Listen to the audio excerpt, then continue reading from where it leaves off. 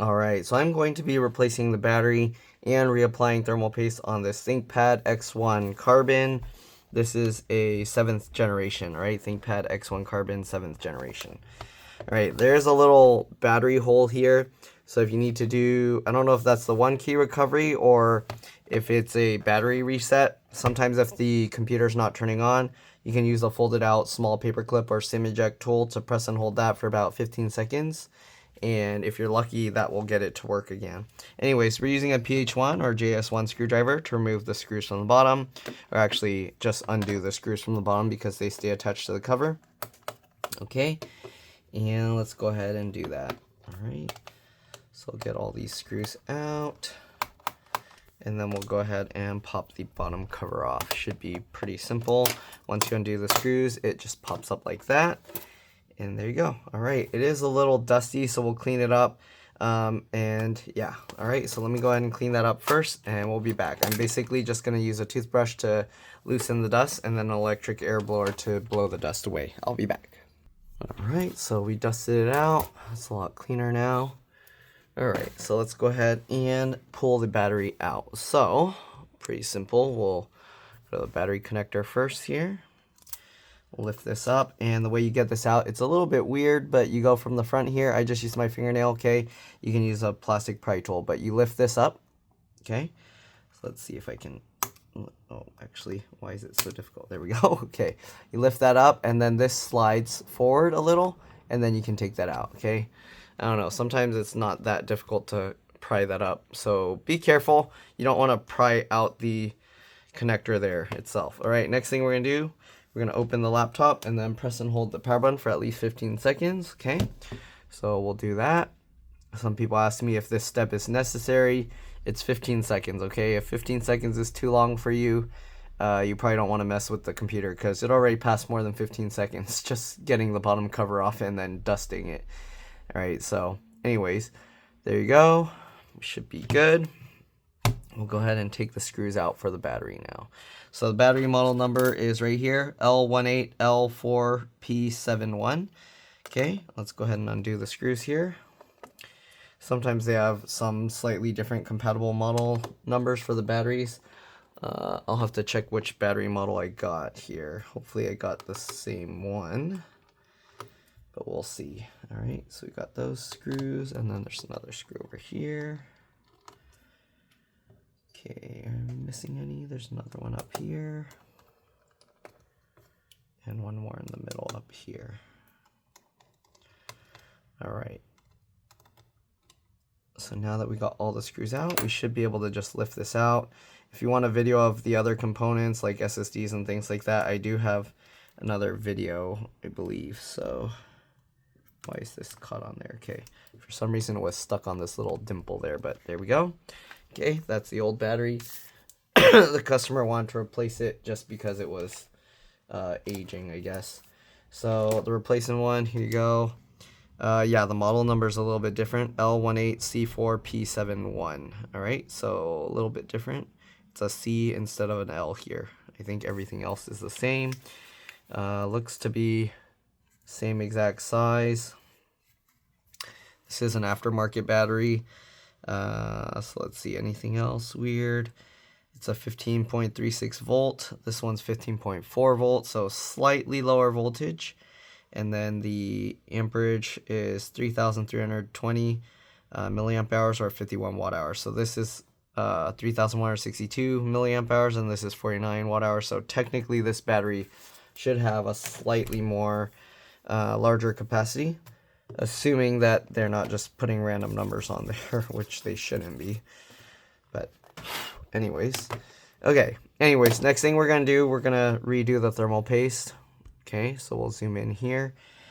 We do need to disconnect this fan. It's a little bit difficult to grab the connector, so let's see if I can do it with the wires and just wiggle as I pull. Okay, and you just keep wiggling and pulling, and there we go. The fan connector came out. Oops. Make sure that you don't put this connector upside down if you replace the fan. You see they put a dot on top, but the other way you can tell is if you look at the bottom, you can see the wires going through the connector. Okay. Anyways, we got 4 screws here. We're going to undo those 4 screws. Again, we might have to switch to a smaller screwdriver. Yep. we're going to switch over to a PH0 or JS0 screwdriver. So let's go ahead and remove those screws, okay? So 4 screws, we'll undo those, and it looks like they stay attached to the heatsink, so that's good. It'll make it easy to keep everything organized. Okay, so we got all those screws out. Now we can go ahead and lift this up, and we're just gonna have to wipe this off and clean that off. So usually I'll just use some paper towel here, okay, and we'll wipe that off. So like that, and their paste actually seems okay. And if you notice, they only put the paste on this portion. You don't put it on this small one over here.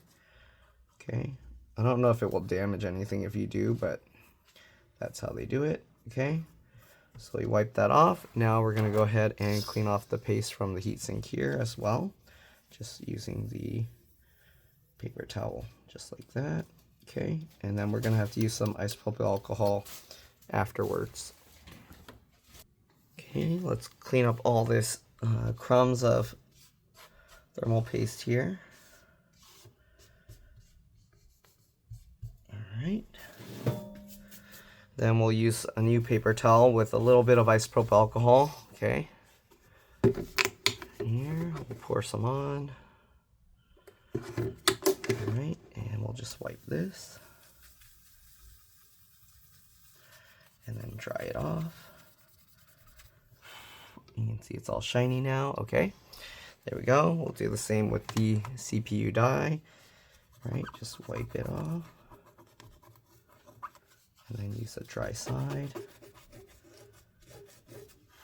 You can see there's like some lint getting on it. So we're gonna just blow that away. Alright, next thing we're going to do, we need to add some thermal paste. I'm going to use this PTM 7950 stuff. Okay, so stuff is pretty nice and easy to apply. You put slightly smaller than the size of the die itself. Okay, it's actually worse if you put extra. So yeah, so this should be about the right size here. And now I just gotta make sure, actually, that will already be pretty good if I were to cut that rectangle out. Maybe a slightly bit longer.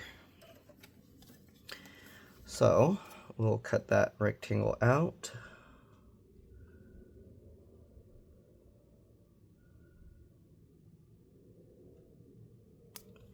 Okay. We'll cut that.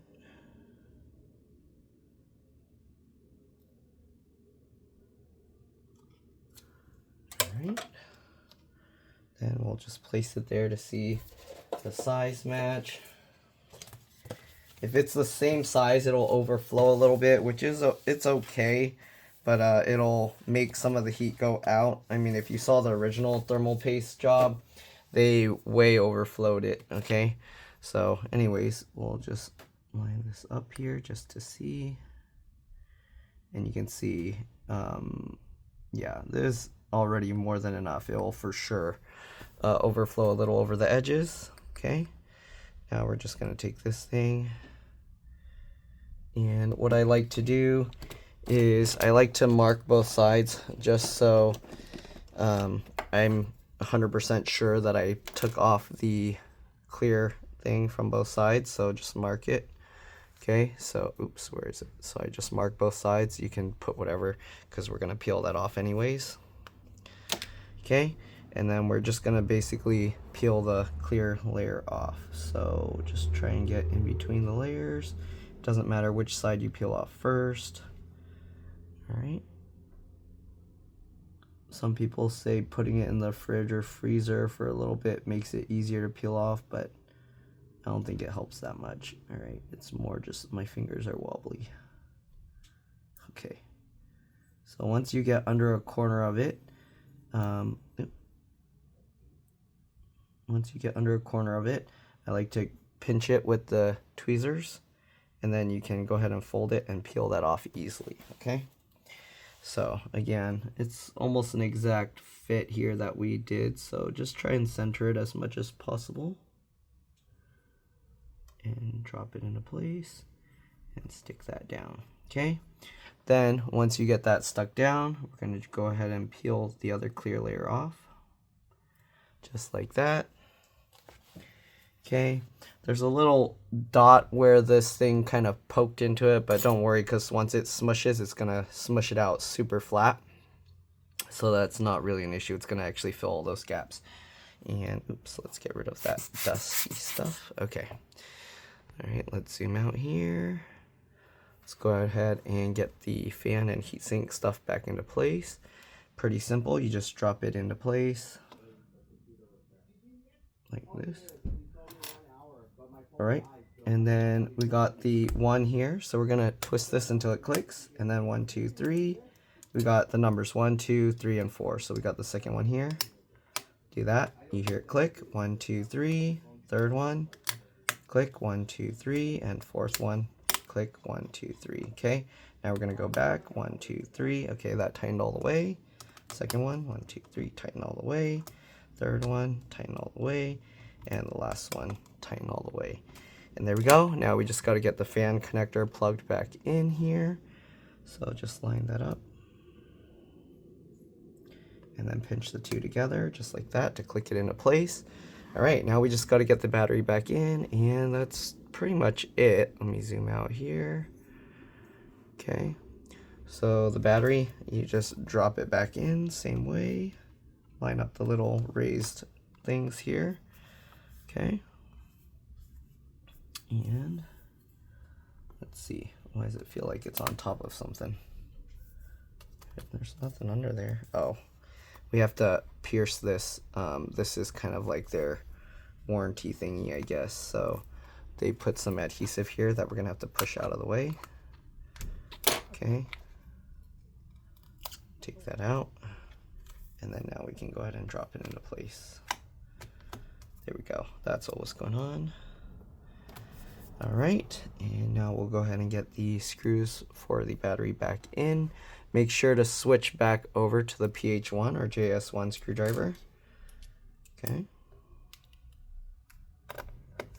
I'm going to loosely fit the screws first to make sure everything is lined up.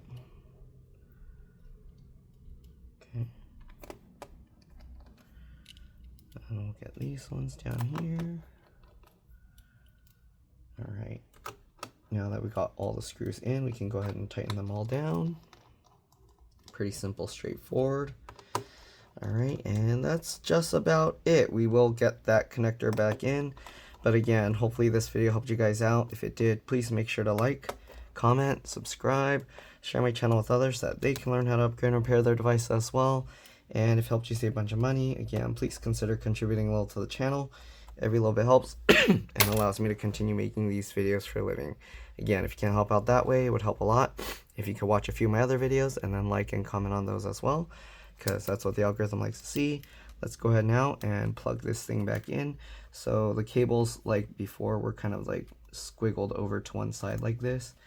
We're gonna have to get these two little side wing things in first. And then once you do that, you kind of slide it into place. So get that lined up in between there, and it hooks under. Okay, make sure those wires are out of the way. Okay, so that hooks under. I don't know if you can see that, but these wings hooked under there.